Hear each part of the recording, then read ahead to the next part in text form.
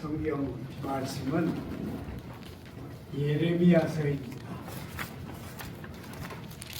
예레미야서 23장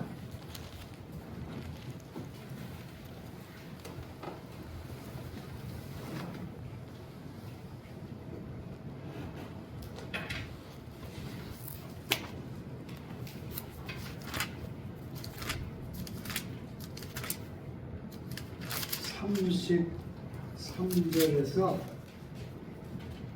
40절까지입니다. 33절에서 40절까지.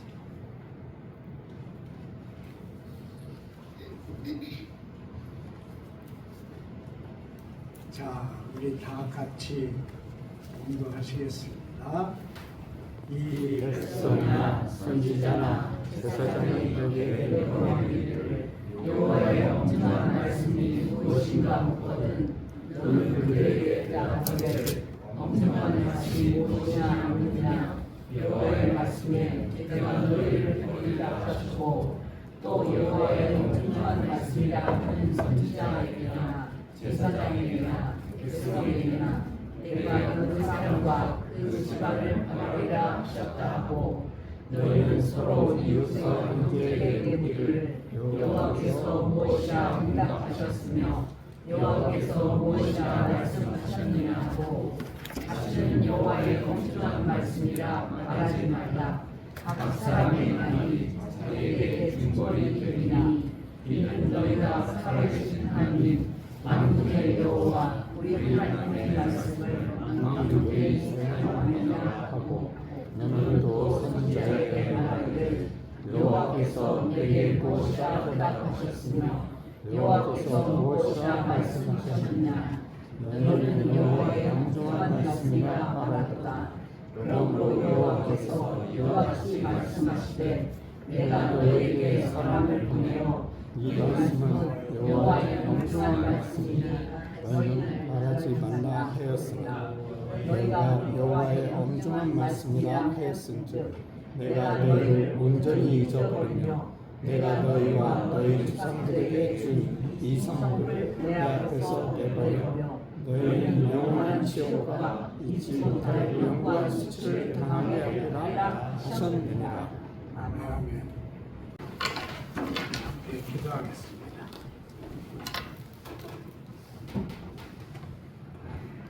거룩하신 하나님 아버지, 이 쓸모없는 자들을 세상에서 빼어내어 하나님의 가족이 되게 하시고 하나님의 자녀가 되게 하시고 하나님의 백성이 되게 하신 이 은총을 생각할 때마다 우리가 무엇으로 하나님께 응답하고 보답해야 할지 알 수 없나이다. 우리는 항상 양같이 그릇되어서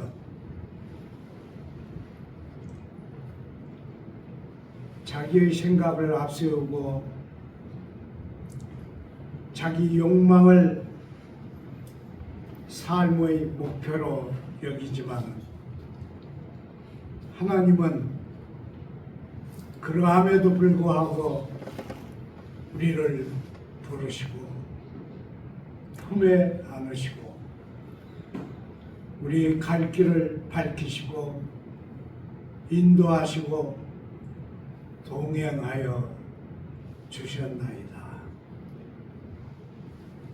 우리의 삶 속에 하나님이 함께 계시면 우리는 그 어떠한 어려움도 어떠한 시련도 어떠한 절망도 이기고 하나님과 함께 승리할 줄을 믿습니다. 하나님이 저희와 함께 하셔서 항상 살아계신 말씀으로 우리를 채우시고 인도하시고 우리의 삶 모든 갈피에 하나님의 은총이 드러나고 증언되고 확증되게 함께하여 주옵소서. 주님의 말씀은 그 말씀을 생명의 말씀으로 듣고 준행하는 자에게 영원한 생명을 약속하는 하나님의 말씀입니다. 이 말씀을 우리 인격 속에 받아들이게 하시고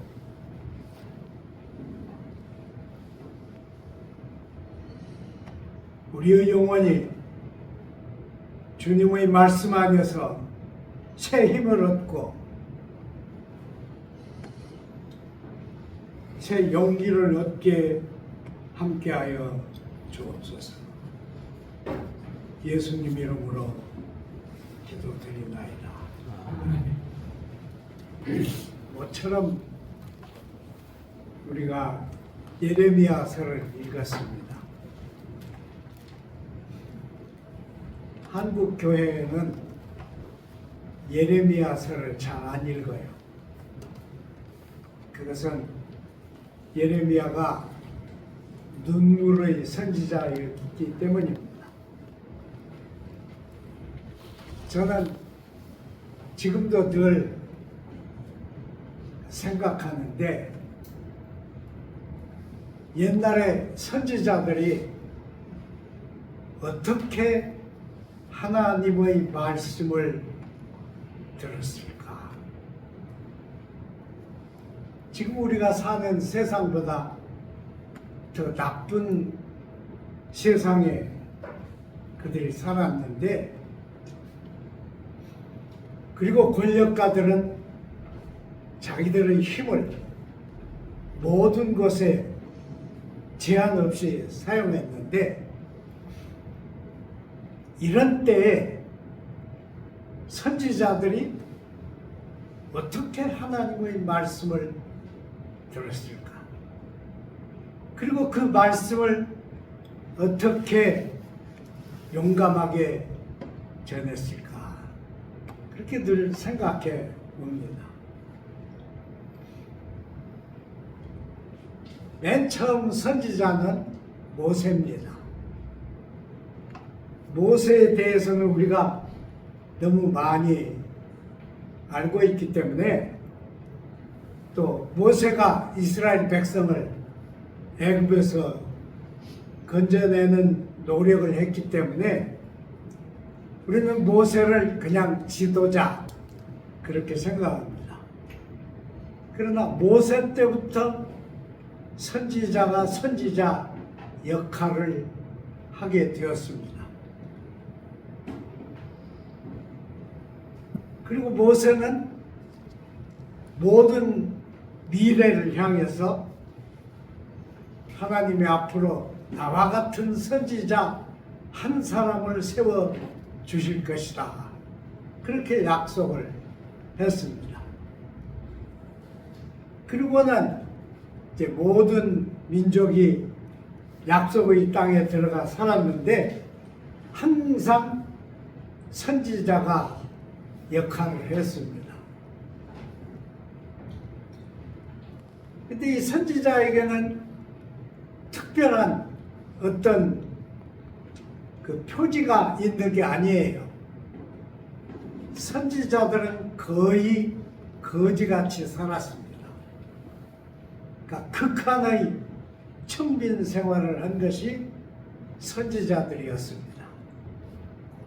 우리가 사는 세상에서도 잘 못 사는 사람, 헐벗은 사람, 굶주린 사람, 거렁뱅이 입장에 놓인 사람을 우리는 사람으로 취급하지 않습니다. 그런 사람들이 말하는 말은 어떠한 사람도 귀중하게 듣지 않습니다. 그런데 거지같이 산 선지자들의 말을 누가 잘 들었겠어요? 그리고 항상 권력자들이 마음대로 자기 뜻대로 권력을 행사하는 그러한 사회에서 어떻게 선지자들의 말이 하나님의 말씀으로 받아들여졌겠어요? 그러니까 참 어려웠겠죠. 그런데도 선지자들은 항상 하나님의 말씀을 전했습니다.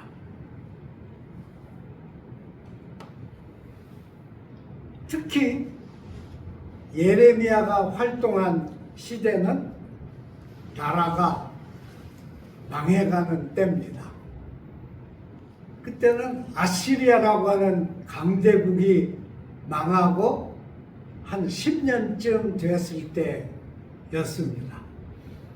그때 바벨론이라고 하는 아주 형편없는 나라가 시작이 되었어요. 이스라엘 북쪽은 이스라엘 나라가 세워졌고 남쪽에는 두 지파가 중심이 된 유다 나라가 있었습니다. 북쪽의 이스라엘 나라는 아시리아에 망했어요. 그런데 그 아시리아도 망했습니다. 그리고 바벨론이 섰어요. 그러니까 유다 궁중에는 바벨론을 반대하는 사람들이 들끓었습니다. 마치 지금 우리나라의 형편과 거의 비슷하죠. 그래서 우리가 살아남으려면 애굽을 우리 종주국으로 여기고 애굽과 형제간 같이 지내야 우리가 살아남을 수 있다. 그렇게 생각하는 것이 유다 궁중 사람들이고 권력을 가진 지도층 사람들이었습니다. 그런데 예레미야는 하나님께 열심히 기도를 하고 하나님의 음성을 들었어요.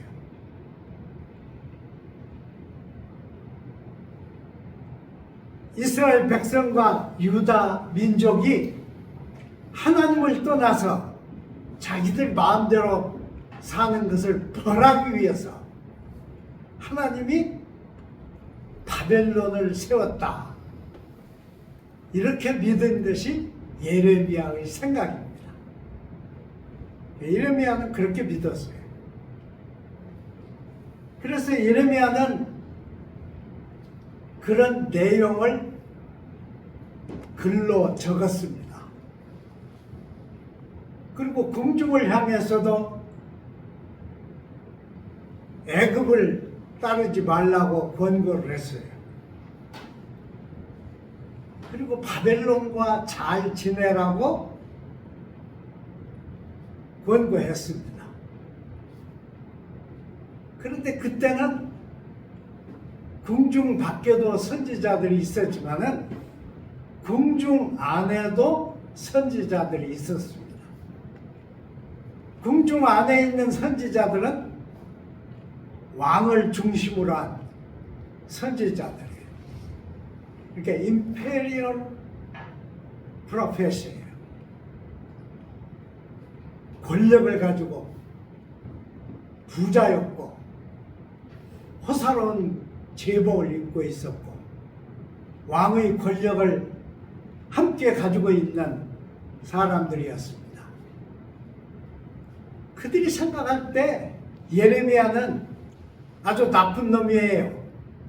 하나님의 이름으로 나라를 저주를 하니까 예레미야를 어떻게 처치해야 됐어요. 그래서 이 선지자를 잡아다가 땅속에 깊이 판 땅굴 밑에다가 떨어뜨렸습니다. 그 땅굴 속은 진흙탕이에요. 그리고는 굶어 죽지 않게 조금씩 음식을 넣어 주었습니다. 그 땅굴은 거기가 곧 방이고 변소고 자기 배설물을 거기다가 배설해야 하는 장소였습니다. 그러면서도 예레미야는 하나님의 말씀을 전했어요.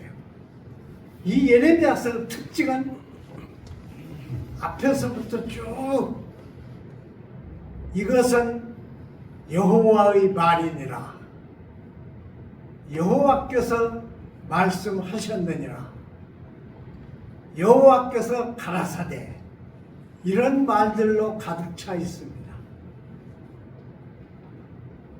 그러니까 이 예레미야를 귀찮게 여기는 권력자들과 궁중 선지자들은 예레미야를 죽이고 싶었어요. 그러나 왕은 밖에 있는 선지자를 죽이고 싶지는 않았습니다. 그래서 왕이 예레미야가 쓴 글을 가져오도록 명령을 했어요. 그래서 궁중에서 왕이 예레미야의 글을 다 읽었습니다. 서기관이 글을 읽으면 왕이 읽은 부분을 칼로 째가지고 화로에다가 던져서 태웠습니다. 그래서 예레미야가 처음 적은 글은 전부 소실되었습니다. 그렇게 예레미야는 학대를 받았어요. 그러나 예레미야는 끝까지 여호와의 엄중한 말씀을 들을지어다 그랬습니다. 여호와의 말씀을 들어라. 왕이 권력이 있어서 나라가 편하고 권력자들이 많아서 나라가 편한 것이 아니다. 여호와의 말씀을 들어라. 애굽 편도 들지 말고 다른 나라에 입을 맞추지 마라. 한다면 하나님이 바벨론을 새로 세우시니까 이 바벨론이 하나님께서 유다를 치시는 채찍인 것을 깨달아라. 그렇게 얘기를 했어요. 그러니까 얼마나 궁중에서는 듣기 싫었겠어요. 그런데 점점 바벨론이 커졌습니다. 그래서 바벨론 군대가 과거에 아시리아가 점령하던 부분을 다 점령하게 됐어요. 결국은 유다도 쳐들어오게 되었습니다. 그때도 예레미야는 하나님의 말씀을 들으라 그랬어요. 하나님의 말씀을 듣는 길이 너희가 사는 길이다. 하나님의 말씀을 들으라 그랬습니다. 그러나 그들은 끝내 하나님의 말씀을 듣지 않았습니다. 그래서 예루살렘이 점령되고 성전은 파괴되고 성전의 모든 고귀한 기명들은 바벨론으로 다 옮겨갔습니다. 그리고 이 바벨론 사람들이 노동을 시킬 만한 사람들, 글을 읽을 줄 아는 사람들, 명령을 하면 복종을 잘할 수 있는 사람들을 잡아갔습니다. 줄로 끄어서 바벨론으로 끌고 가는데 그 참경을 우리는 상상할 수 있죠. 백성들이 줄에 끄어서 바벨론으로 잡혀 끌려가는데 목마르고 죽을 지경입니다. 그때 물을 떠다 백성들에게 공급한 사람이 예레미야였습니다. 그 예레미야가 자기들에게 하나님의 말씀을 들으라고 강경하게 얘기한 얘기가 자기들을 나쁘게 얘기한 것이 아닌 것을 깨달았어요. 그러나 그때는 이미 늦었습니다. 바벨론 왕은 예레미야가 바벨론을 접대하지 마라 그랬다고 해서 예레미야를 특별 대우를 했습니다. 그러나 예레미야는 바벨론에 가지 않았습니다. 예레미야는 남겨진 사람들, 쓸모없는 사람들 속에서 끝까지 지냈습니다. 그리고 자기를 도와준 자기 제자를 불러서 지난번에 썼던 글들을 다시 쓰라고 했습니다. 그래서 나온 것이 예레미야서입니다. 예레미야서를 겸손히 읽으면 우리가 정말 하나님 앞에 무릎을 꿇게 됩니다. 그러나 잘 사는 시대, 풍족한 시대, 모든 것이 뜻대로 되는 것 같은 시대 사람들은 예레미야의 음성을 싫어합니다. 제 선배 한 사람은 저보다 2, 3년 선배인데 서울에서 어린이 공원 옆에 아주 좋은 교회를 세워서 잘했어요.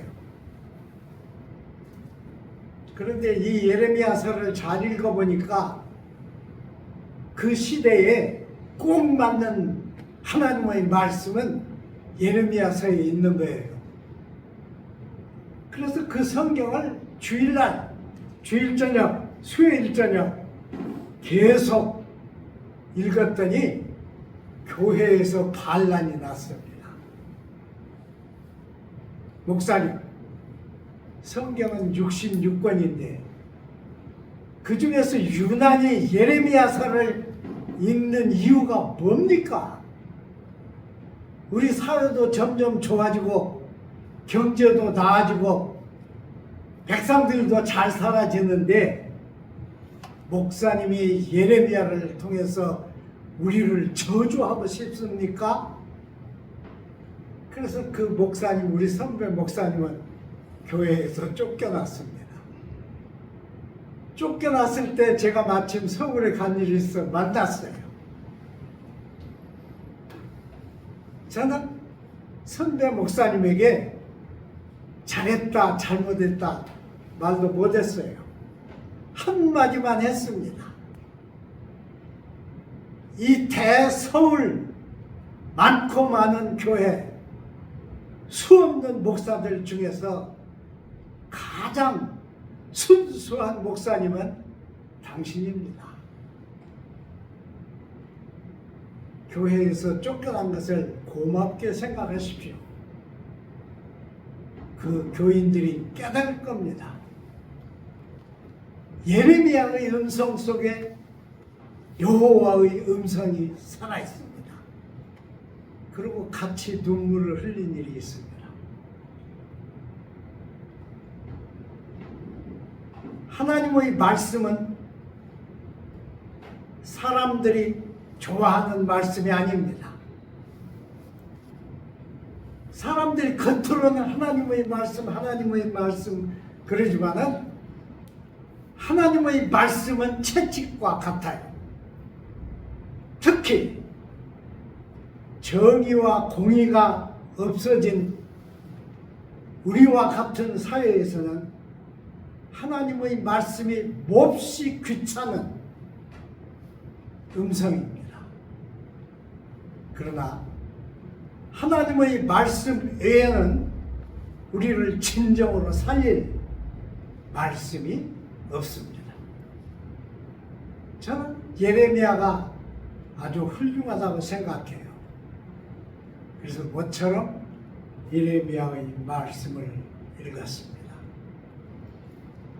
예레미야의 말씀 우리가 다 읽을 수 없습니다. 나머지는 여러분이 댁에서 읽어야 합니다.